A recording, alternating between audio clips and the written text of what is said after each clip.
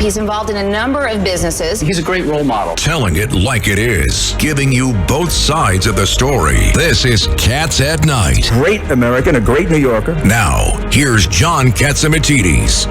This is John Catsimatidis. This is Cats at Night, and the number one show at 5 o'clock. And we got a great show for you again today. And in the studio, we have Governor David Paterson, we have Judge Weinberg, and a common sense Republican, Ed Cox, and what was your title when you were during Nixon's administration? Son-in-law. First son-in-law.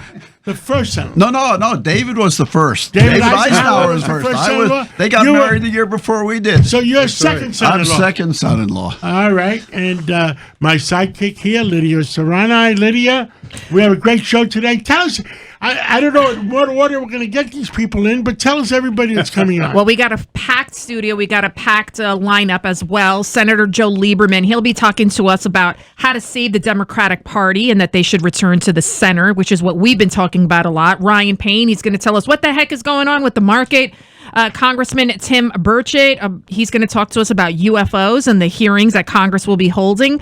Dr. Mark Siegel, he's always fun. And then we'll also be speaking with Congresswoman Kat Cammack of Florida. She's that congresswoman that she got some pictures of a migrant facility in Texas, in McAllen, Texas, and their shelves are packed with formula. And meanwhile, we have the store shelves here in America that are half empty. So that is what is going on, the baby formula crisis. President Biden says that he's been working on this issue for months. Judge Weinberg, I mean, we've been talking about this for a while. They knew this was happening. The plant closed down how long ago? Last fall. I mean, it's October, correct. Right. It's absolutely ridiculous that they weren't on top of this a long time ago. We're now relying on Ireland to supply our baby formula. And it's not just because of the plant. I mean, of course, that exacerbated the shortage. The government agency sat on a whistleblower's report for 2 months. They didn't inspect the place. They didn't get started to clean it up. And that's why we're in this situation now. But it's also an inflation. It's also the crisis with the gas prices. And guess what? Some state attorneys general are now trying to investigate, to talk about price gouging. It's all about supply and demand. It's not price gouging. Meantime, you have mothers all across the country, newborns, some of them have special dietary needs, and they're struggling to feed their child. Can you believe this, Ed Cox, that this is America? America? Incredible. Absolutely incredible. And then you have the Biden administration talking. I understand our senators on the line. Oh, we have Senator Joe Lieberman on? Okay, Senator Joe Lieberman. We were just talking about the baby formula crisis, and then, of course, your great article, your op-ed in The Hill, to save their party, Democrats should return to the center. Talk about being right on point, Senator Lieberman. Hey, good afternoon. Great to be with you. You want me to talk about the op-ed? Sure. However, whatever you'd like to talk about. I mean, we're here to save America, Senator, That's right. And we stand side by side with you. So Amen. What is the most important thing in saving America? Well, of course, overall, I think to get people in the government back to working with each other, and that means that the average people, the people in the middle who are really the majority and are drowned out by people to the right and left, have to assert themselves, get involved in primaries, tell your representatives and senators you want them to work together to get something done, and if they don't, then think about a third party, which hasn't been successful in American life, but maybe is this time because the public's so fed up. But that's the big picture. The other thing, obviously, we got to figure out how to deal with inflation now. And if I can put it in a different way, in a very different way, we have to figure out how to restore some values to our country, including civility, the way we treat each other. I mean, we're just standing on opposite sides of the street, not only screaming at each other, but throwing rocks at each other. Well, both Democrats and Republicans are at each other's throats, which is ridiculous. I mean, the Senate. We come from the days where the Senate were elderly statesmen and they respected each other.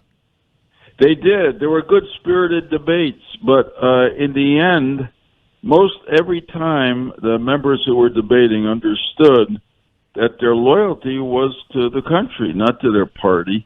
And that if they wanted to get something done for the country and their constituents, they had a compromise, and it doesn't mean to compromise their ethics. It means on a given bill, you don't demand and rant and rave that you'll only accept 100% of what you want. Maybe you take 50%, and the other side gets 50%, but you get something done for the country. You solve problems. You grab opportunities for the public, and that's not happening anymore. Senator, it even seems that our Justice Department is unfair to half the Americans. Say that again, John. Our Justice Department. Oh, well, what are you thinking of? Senator, it's Judge Richard Weinberg, sir. Hi, Judge. How are you? Nice to talk to you again. I think the problem is we've now found out that the Justice Department under Judge Merrick Garland has a designated unit that's been going after the parents, even though he, in testimony before the House, said that it wasn't so. They weren't going after parents who were protesting critical race theory. And in fact, they have. Interesting. Yeah, well, I must say I'm not really informed on it, but if it's as you say, it's wrong. I mean, people obviously have a right not only to speak their opinion under the First Amendment, but to speak out for what they think is best and right for their children in America's public schools. So you're going to leave me to look into this after I get off the air, but that shouldn't happen. You can argue for critical race theory. I argue against it, but let's have an argument. Let's not sort of use the power of law to try to curtail speech. It's wrong. Senator Ed Cox here. When the war in Ukraine is really gripping America, and we see Ukraine united, fighting for their freedom, fighting for the democratic values we believe in. Zelensky, a Churchillian-like figure, leading it. Do you think that has an impact here in America if they're willing there to fight and die for the values that we believe in? Maybe we'll get united here in this country. Maybe it'll encourage us to be united here. What do you think of that? So, Ed, I appreciate what you've said. I think there's some basis for having that hope. I mean, if you'd ask in a vacuum before the Russians invaded Ukraine on February 24th, let's say in January 24th, if there's a war in Ukraine, should we get involved? American people might have said no, but when they've seen how brutal and inhumane this and Russian invasion is under Putin, and they've seen the tremendous courage and principle of the Ukrainian people in pursuit of their own freedom and independence, the better nature of the American people has come to their side, and that's reflected in the willingness of both parties in Congress and the White House to continue to send more and more support to the people of Ukraine and not let them just fight alone with arms that are not up to what the Russians have. So let's hope. Sometimes, you do get your eyes are opened by what happens from outside the country. It's a little bit different, but it makes me think of de Tocqueville, that French writer who came over here in the 19th century and wrote about America, and in some ways he wrote about America more clearly and incidentally very positively than the American people at that time were thinking of themselves. So I hope you're right, Ed. And you know what? More people like you talk about it, the more likely it is going to have that effect here in America. Senator, what would you like to talk about? Oh, Johnny, anything you want. It's I'm focused. I do a lot of work, as you know, co-chair of No Labels with the Republican government. And how is the No Labels program doing with Nancy Jacobson and yourself? And are you getting more common sense Democrats and common sense Republicans to work together? Yeah, I mean, look, we've really gotten into this, and we've said to Republicans and Democrats in the House and the Senate, if you want to break from your party or an interest group or whatever, don't be afraid that they're going to cut you off financially, because we're going to work with our people to try to have your back. in the campaigns, and I'm honestly they're coming together. House Problem Solvers Caucus, started by No Labels, now has 58 members, equal number of Republicans and Democrats. The Senate has about 10, led by Joe Manchin and Susan Collins. It went up to 20 on the infrastructure bill. They really wrote the infrastructure bill. Joe Biden came in and was part of it in the Senate.